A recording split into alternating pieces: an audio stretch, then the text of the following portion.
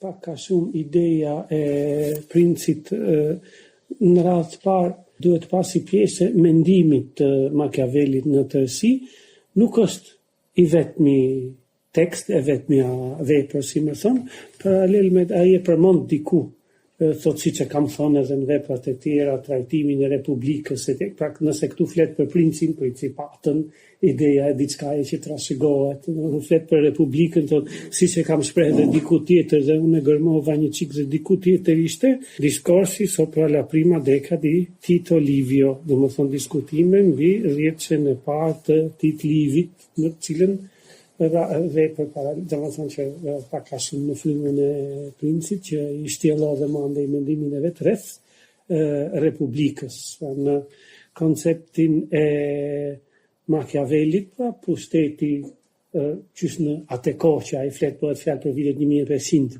mund të themi që ndahet përgjithsisht në tresh si principat, pra diçka e trashëgueshme, si republik, diçka që mund t'i themi me fjalët e sotme ta bëv Zoti marr, pra nuk është se në atë kohë kishte i kuti ku mund të shkosh të hundse letrën, domethënë edhe zgjidhse presidentin, kështu që se si zgjidheshin dhe se si përfaqësohej populli në një republik tillë me 1500, pikërisht koncepti i tij, dhe tirani, apo edhe i thotë anarki në raste të caktuara, pra diçka që s'merret veç është. Kryesisht te princi ndalon te principata, po i prek edhe Republika. Tash i kemi parasysh bëjmë fjalë për 1500-ën. Firenze ku Machiavelli jeton edhe është vëzhgues shumë i prek. Është formalisht republik, po herë është republik, herë është. Domethënë bëhet fjalë që për një kohë ajo është sundu nga familja de Medici. Çfarë republike është kur kemi një familje, një dinasti që sundon?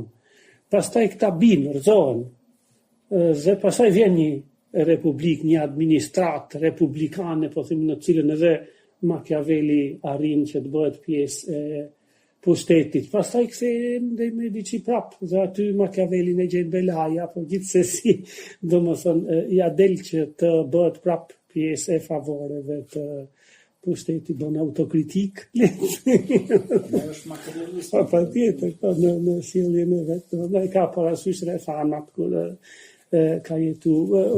Më tepër më tërheq në këtë kohë edhe pjesa kulturore. Domethënë bëhet fjalë për Italinë që ka njoft tashmë lindjen në Rinascimento italiano. Dhe bëhet fjalë që çka ka sjellë lindja. Shkëputja nga ajo çfarë konsiderohet si millennium tenebrarum, një vjeçari i errësirës, domethënë nga mesjeta, për të rilind dal nga dal për të shku drejt asaj që më vonë do jetë iluminizmi, ndriçimi në vitet. Mbi që bazë do të ngrihej kjo rilindje duke ikë mesjetës dhe duke u kthy tek modelet e antikitetit. Thelbi i antikitetit realizmi në artin e fjalës, në letërsi, realizmi edhe në artet pamore, si trupi njerëzor ashtu siç ishte dhe mos ishte lakuriq. Nudot fillojnë edhe bohen në atë kohë të njohshme dhe këto shtrihen deri më në kishës, domethënë në për kisha të caktuar kishte jo thjesht statuja kishte pa gjithmonë, po tashmë ishin shumë realiste, afreske, lakuriq, engjëjt filluan të paraqiten si fëmijë të zhveshme krahë, po ashtu edhe profetët, të shenjtët e tjerë, kishte madje në një kishë ku shkonin më shumë njerëz, më shumë shtoheshin, sepse aty kishte në një paraqitje të shtatores së Madonës me Krishtin e vogël në cilën gjoksi ishte shumë i madh. Ideja është që në rast se më përpara në artin mesjetar, kjo është diçka më ndryshe, domethënë më pak realiste, po të shikojmë edhe ikonografinë e kohës, është më pak realiste.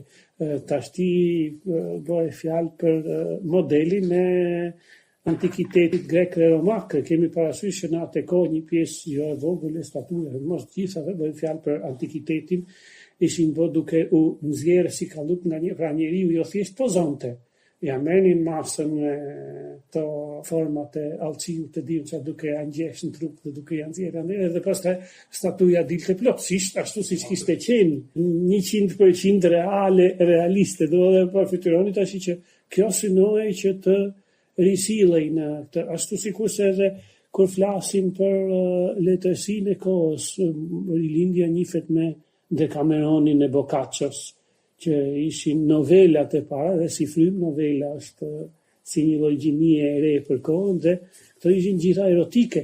Edhe se po çfarë synohej, domethënë, jo thjesht tregoheshin ngjarje erotike që tërhiqnin njerëzit edhe bëheshin interesante për t'u lexuar, patjetër dhe ajo. Po të themi gjitha ngjarjet e përshkruara në Decameroni zhvillohen brenda mureve të kishës ose të manastireve ose mes murgjisht, qoftë edhe murgjisht që jetojnë vetëm nëpër mjediset jashtme në shkretira apo diun se ku, dhe ngjarjet që ndodhin mes murgjisht dhe murgesas, me frifrisë të murgesas, andaj këtë, dhe pra është ideja që jo thjesht po shfaqim diçka që e kemi fsheh, po godasim kishën praktikisht, është një pustet, ta janë kështu. Ta janë vetes. Jo thjesht ne që i tregojmë, por gjitha këta që kështu i përfytyrojnë dhe në këtë mes kemi edhe një reagim, patjetër, kemi një frat si Girolamo Savonarola, që ka një forcë të madhe predikuese, ka kriju një ushtri të ndjeksisht, domethënë që kanë shumë besimtar, që ai thotë që domethënë nga njëra anë ngre problemi që kisha me të vërtetë është e korruptuar. Korrupsioni i kishës duhet godit, andaj dhe nga ana tjetër godet edhe artin e rilindjes, ku thotë s'është atë, ky do na sillë fatkeqësi të rënda që do na vinë prej Zotit si ndëshkim për këtë punë. Dhe me vërtet fatkeqësi erdhën. Dhe ndërkohë familja e De Medici që kishte mbështet artin e rilindjes e gjitha të që ishin liderat, konsideroheshin si tillë të kjo. Tashmë u prek nga Murtaja Piero, i biri i Lorenzo De Medici, është me Murtaj i smur në krevat protestë dhe kërkon bekimin e Savonarolës. Kërkon që t'ja sillin Savonarolën te shtrati i vdekjes, me sa thuhet, ka dhe variante të tjera, ndoshta është legjendë, ndoshta po që ideja pak a shumë kështu është.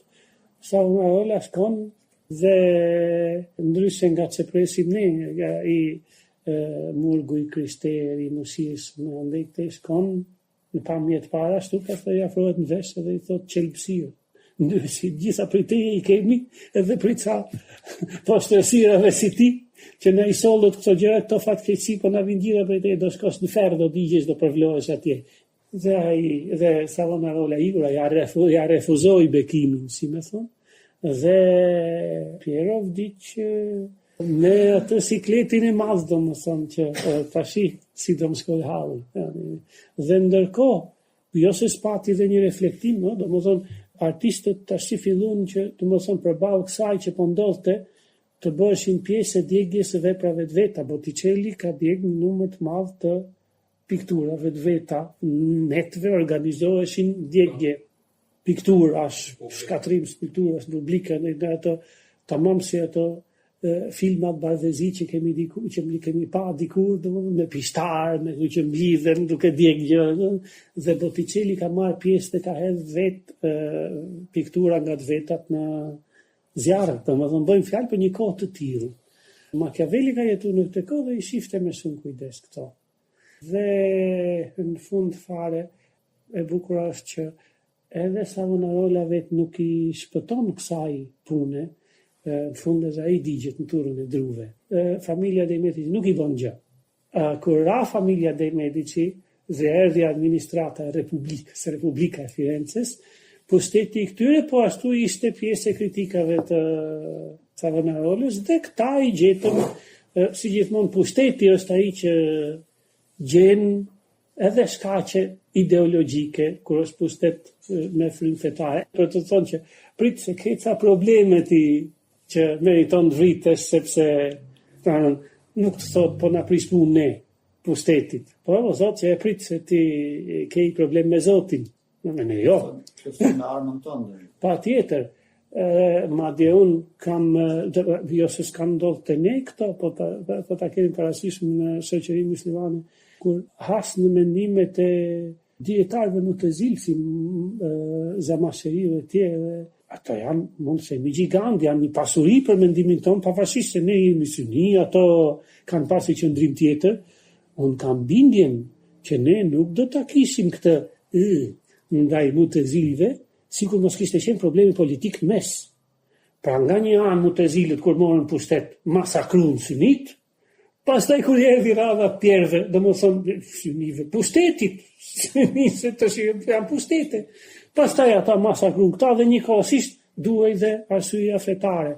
Ta janë heretik, po janë deri në atë masa që në fund fare sot kur diskutojmë ne po çfarë Kurani i kriju apo i pa kriju, për kaq ka mundësi që të vitë tjetri për kaq, po ja ka ndodhur. Edhe më ndoshta ne nuk do t'i bëshim dot kaq të repta këto debate, apo nuk do t'i mbyllshim kaq shpejt këto diskutime edhe sot, sikur mos kishin ndodhur këto ngjarje që kanë pastërsisht karakter politik. Dhe dal nga dal neve këtu kemi hyrë te Machiavelli, që ndoshta është edhe në një farë mënyrë pjesa e shfrytëzimit qoftë edhe të besimit për politik, dhe që është pjesë e lojës.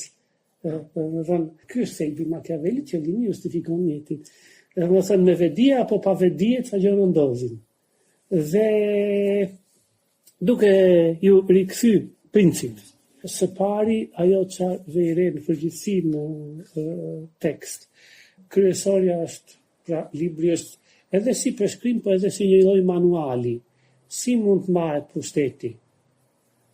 Ideja, pse mbahet pushteti? Për të mbajt në kom një principat, për të shërbyer një shoqërie. Kam dëgju në Turqi këtë nga Kemalistët dikur për popullin pavarësisht popullit. Ideja është që ne punojmë për të mirën tuaj, po ju s'merrni vesh. Kështu që ne duhet ta bëjmë atë që ju se doni, po që se ju jeni dakord ju fusim edhe i dru, se për të mirën tuaj e kemi. Domethënë nga që ju jeni të paftillueshëm.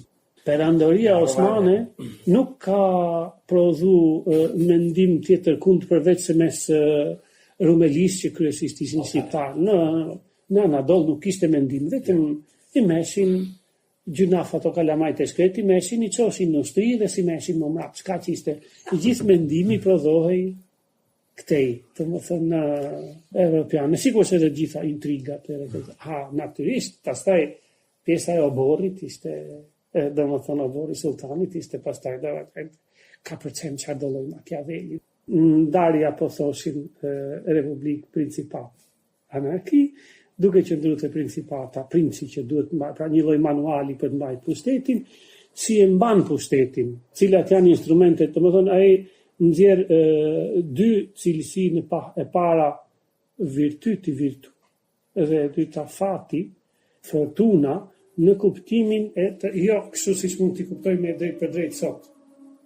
Pra virtyti ashtu si kuptojmë ne sot, por si është cilësi të brendshme, aftësi që i ka vetë princi. Pra jo virtyti në kuptimin vetëm pozitiv siç e shohim ne sot, po edhe në kuptimin negativ, aftësi për të heqë qafe, për të mashtruar, për të gënjur kur është nevoja, domethënë edhe këto janë pjesë e virtytit princior, si më thon, sikurse kur flitet për fatin, jo thjesht fat që më ecën mua, apo që është shkruajti diçka kader, jo. Fati janë thjesht rrethanat e jashtme. Pra ndikimi i njerëzve, prania ose mos prania, mungesa apo prania e njerëzve të fuqishëm, pra një princi, për shembull trashëgimia nga jati, apo këshilltarët e mirë, gjitha apo ushtria, gjitha këto janë pjesë e asaj që mund t'i themi fati, pra, në konceptin e këtij. Dhe princi lëkundet, po themi mes këtyre të dyjave, kur flet për principatat, ai dallon mes principatave të trashëguara dhe të reja, të trashëguara, thotë janë çik më thjeshta për të menaxhuar, sepse është vendosur një strukturë dhe një traditë. Dhe mjafton që princi që vjen të ruaj traditën, të mos përpiqet të bëj ndryshime, reforma, diun se ato hapin punë. Në rast se diçka ka ecë mirë, është ajo shpreha angleze, në rast se s'është prish pse e rregullon. Kur shikohet që diçka ka ecë mirë, po themi njerëzit janë të kënaqur, mos e lëviz. Dhe në rast se çfarë vin më pas, princ pas princit, në trashëgimi, ruajnë po atë strukturë, ruajnë po atë traditë, nuk lëvizin gjë, ajo mund të ri gjatë, ashtu. Domethënë se kjo është një lehtësi e madhe. Po ndërkohë që principatat e reja, principatat e reja duhet ta fillojnë diçka, pra kemi një reaksion në i gru shtetin, në i gjës, vendos tash ti, ai duhet t'jap prova. Dhe kjo është e vështirë. Pra, sa që mund t'jetë e lehtë për ta marrë pushtetin, aq e vështirë është për ta mbajtë. Pra, në ato që mund t'i themi principatat trashëgume, shtetasit janë mësuar me familjen sunduese, edhe kryesorja është që princi duhet të ruajnë institucionet ekzistuese dhe ndryshimet të jenë graduale, po që se janë të nevojshme. Pastaj kemi raste principata të përziera, thotë që janë diku pjesë e vjetër e shtuar edhe me një të re, si me thënë ta, teritoret pushtuara. Me këto si bëhet. Në rast se kemi pushtu teritore ku kemi të njëjtën etni, të njëjtën gjuhë tjetër. Pra, me këta është kollajt merresh. Sepse këta nëse janë pushtuar, janë mësuar me pushtime dhe mjafton që ti sigurosh diçka që të jetë më e mirë nga ajo çfarë kishte siguru pushtuesi tjetër dhe të garantosh një numër të drejtash dhe mund t'i administrosh. Pyetja është si është më mirë për t'i administruar. Ai jep reforma një duke shku vetë atje, duke jetu atje, pra princi i bie që të shkojë të vendoset jetoj atje, ose një tjetër është që të çojë ushtri dhe të ushtrojë terror në një farë mënyrë edhe të zhdukë atje, ose një tjetër është që të kolonizojë. Dhe këtë kolonizimin ai e shef si shumë interesante edhe të leverdishme, sepse do të nëse do të çosh ushtri, do krijosh pak kënaqësi. Ushtria ka një kosto. Do mundohet që ti siguroj vetes jetesën duke shkel të drejta. Ndërkohë që kur kolonizon, shkel më pak të drejta. Do të çosh ca njerëz që janë tut, që do administrojnë, po themi, këta patjetër që do shkelin ca të drejta, do i marrin pronat disave, dhe këta që ju shkelen drejta, që ju merren ca prona që të vinë të tjerë, pra do ju merren shtëpi, do ju merren troje, diun çfarë. Këta që ju shkelen të drejtat, këta nuk do çohen që të jetojnë me ivon të, do shpërndahen andej dhe do ta humbin fuqinë e tyre, ndërkohë që nuk do ta kenë solidaritetin e pjesës tjetër të shoqërisë, sepse të tjerët si gjë. Dhe në këtë aspekt, domethënë, kjo është më interesante, po që është e nevojshme, edhe ushtria mundet që duhet që të rrafshojë, që të ashtu vetëm se kjo pastaj është me kosto për më vonë, sepse krijon urrëtie dhe urrëtia nuk është shumë e mirë në këtë rast. Madje është interesante që merr si shembull edhe Mojsiun, edhe thotë që pavarësisht se Mojsiu ishte profet, presionant të bënte një vullnet hyjnor. Nëse e përjashtojmë këtë pjesë nga vështrimi dhe e shohim vetëm në planin toksor, si Mojsiu, si këta të tjerë, Dari, Aleksandri, Tezeu, ta pak a shumë bëjnë të njëjtën gjë. Në radhë parë, shohin që ka një pak kënaqësi të njerëzit dhe e shfrytëzojnë. Në rastin e Mojsiut, hebrejt, judejt, ishin të pa kënaqur nga sklavëria nën faraonin. Dhe ai e shfrytëzon këtë. Pastaj normalisht që mbasi po themi që ka pushtet mbi këta. Fillojnë numrat. Ata që e kanë mbështet për ta ardhur pushtet, pastaj se mbështesin më. Kjo ndodh gjithmonë, nuk është vetëm me Mojsiu. Kjo masa të sjellën pushtet dhe pastaj të lë. Pastaj të shet. Atëherë çfarë duhet bësh? Atëherë do ushtrosh dhunë. Mojsiu ka bërë këta të tjerë ka bërë një të gjë. Sepse s'ka rrugë tjetër. Domethënë njerëzit nuk pëlqejnë që të qeverisen, vërgjithsi popujt nuk e vlerësojnë po themi qeverisin apo princin e dobët, apo atë që ju plotëson çdo kërkesë që sillet me të mirë, vetëm me dashamirësi, pa tregu asnjë lloj mizorie, asnjë lloj, sepse i duket tema se i dobët, i pa respektueshëm, po që se kanë frikë nuk e llogarisin. Ndërkohë që duhet edhe frika, pra në një farë mënyrë. Nga njëra anë, pra mënyra se si merret dhe mbahet pushteti, dhe nga ana tjetër çfarë synon që të bëj principin e pushtetit në këtë ideja. Fillimisht si merret pushteti, pra një mundësi është kjo, nga asgjëja, thjesht duke shfrytzuar aftësitë personale, virtytin, dhe virtyti personal, duke shfrytzuar pak kënaqësinë e njerëzve, edhe natyrisht edhe rrethanat, fatin, fortunën, vjen në pushtet, po pastaj nëse ardhja në këtë rast mund të jetë lehtë, sa më e lehtë jetë ardhja në pushtet, aq më e vështirë është për të qëndruar. Aty duhet të ushtrohet dhe dhunë, duhet të ushtrohet dhe mizorinë, raste të caktuara dhe tolerohet çdo gjë, do të qoftë edhe mashtrimi, princi duhet të jetë i gatshëm.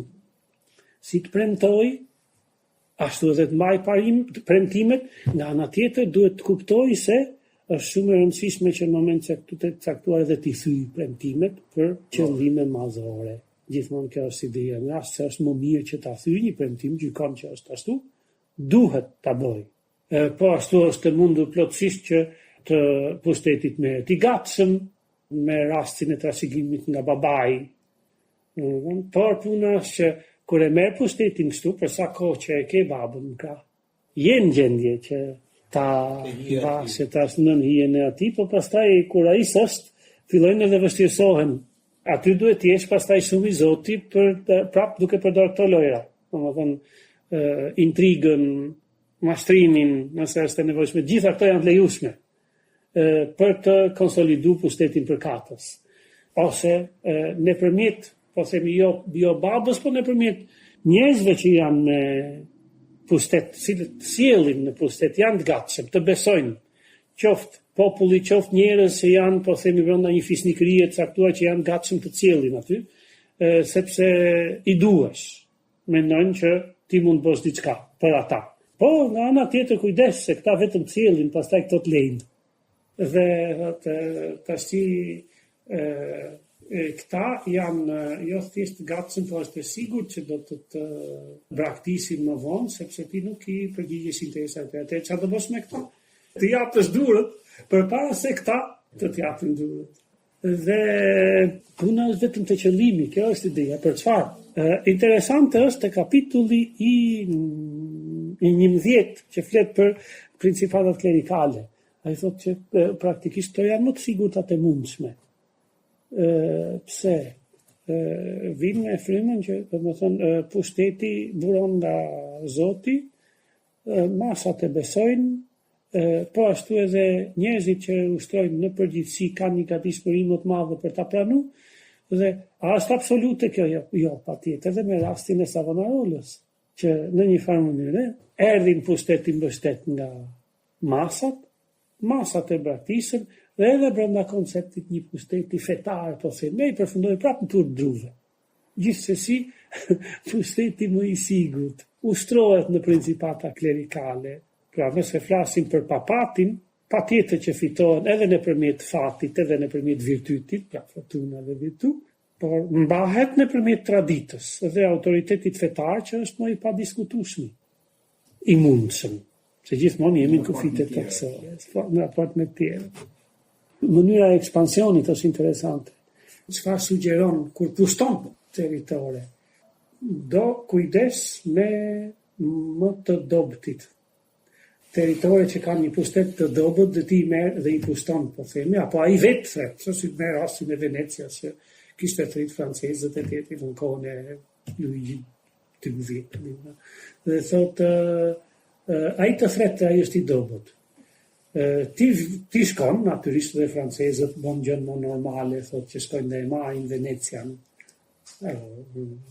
Venedikun mund t'i thuash për atë, e marrin dhe sepse ishte i vetë një territor që po i ftonte vetë dhe mund ta merrnin. Por nga ana tjetër, gabimi ishte kur masi e marrin, sulmojnë armiqtë e këtyre dhe e forcojnë Venecian, në një farë mënyrë ata praktikisht i vejnë në dukje Venedikut, që tashti praktikisht po kontrollohen nga francezët. Nëse i dhanë Venecias, po themi, 2 qytete, po marrin gjithçka tjetër nga Italia, domethënë duke sulmuar miqtë e këtyne. Atëherë cila është më e mira? Të mos ja asgjësosh miqt, po t'i lesh territoret që kuston në një situatë të dobët. Ajo e Romës për çaje sundo. Në më thënë edhe Krypa ka shumë këtë thot. Këta vene, edhe më thënë, mbështeti, po mbajtë të dobëta. Mos i lë që të forcohen shumë. Mbështeti pushtetet qeverit, princit e këtyre, por duke i lënë në një situatë që të kenë gjithkohës nevojë për ty. Jemi te pjesa e virtytit, premtimit, moralit, sa i moral që mund tjetë, pa tjetër që princi duhet tjetë besnik, duhet tjetë fetar, duhet tjetë i drejt, pra duhet të ketë zonë prova që është i besës, po nga ana tjetër, duhet tjetë i gatshëm, që për arsye madhore, edhe këto parime t'i skeli kur e kërkon nevoja e mirëqenies së shtetit. Dhe mase kjo është edhe më e rëndësishme, ajo që shprehet në gjithë mendimin e Machiavellit, dhe që del edhe tek teksti tjetër deka për Titlivi, Italia, ai e ka shqetësim të madh i dhemb, siç thotë i dhemb shpirti, që Italia është copa e ndamë në shumë edhe do që Italia të bashkohet, prandaj dhe mendon që duhet një princ i fortë, dhe për këtë arsye edhe thot që pra është ky interes kombëtar, kjo dëshirë, ky patriotizëm i zjarrt që ky ushqen, domethënë, që e nxit këtë që të ndërtojë një manual të tillë. Pa nuk është ashtu sa thuhet, pra që thjesht mizori për hatët mizorisë, jo, në asnjë mënyrë. Okej, qëllimi justifikon mjetin, për pushtetin, për karrigen, për vete, po për kombin, për atë.